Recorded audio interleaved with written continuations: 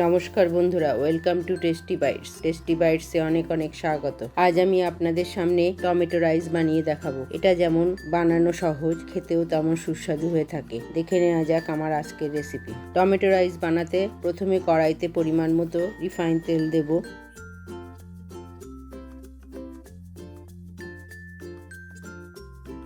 তেলটা গরম হলে এক মুঠো কাঁচা বাদাম আমি ভেজে নেব।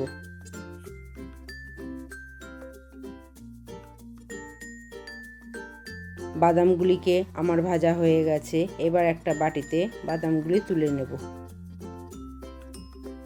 সেই বাদাম ভাজা তেলে আমি সামান্য কালো সর্ষে ফোড়ন দিয়ে দেব। সর্ষেটা ফুটতে শুরু করলে কাঁচা লঙ্কা চেরা, শুকনো লঙ্কা টুকরো করা আর কিছু কারি পাতা ফোড়ন দিয়ে দেব। ফোড়নটা ভাজা হলে একটা মাঝারি সাইজের পেঁয়াজ কুচিয়ে দিয়ে দেব। পেঁয়াজটা একটু হালকা বাদামি করে ভেজে নেব। পেঁয়াজটা ভাজা হয়ে গেলে 1 চামচ আদা রসুনের পেস্ট দিয়ে দেব। আদা রসুনটাকে ভালোভাবে ভেজে নেব যাতে আদা রসুনের কাঁচা গন্ধ না থাকে।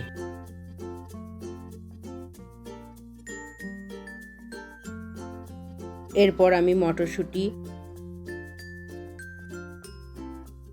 ও মাঝারি সাইজের 2টো টমেটো ছোট ছোট টুকরো করে কেটে দিয়ে দেব। টমেটো দেওয়ার পর দেব স্বাদ অনুযায়ী লবণ, যাতে তাড়াতাড়ি টমেটোটা সেদ্ধ হয়ে যায়।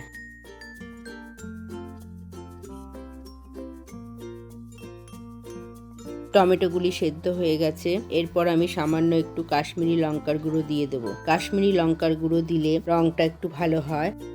আর দেব সামান্য গরম মশলার গুঁড়ো। সমস্ত উপকরণগুলি ভালোভাবে কষে নেব। মশলাটা কষা হয়ে গেলে আগে থেকে 80% সেদ্ধ করে রাখা বাসমতি চালটাও দিয়ে দেব। আর ভেজে রাখা বাদামগুলিও দেব।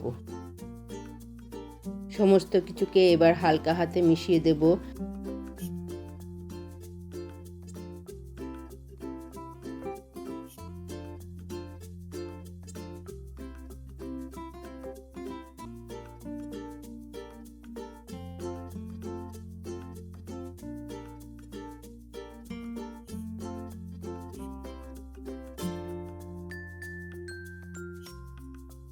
তারপর একটা ঢাকনা দিয়ে ঢেকে গ্যাসের জোর কমিয়ে দিয়ে 2 মিনিট রান্না হতে দেব।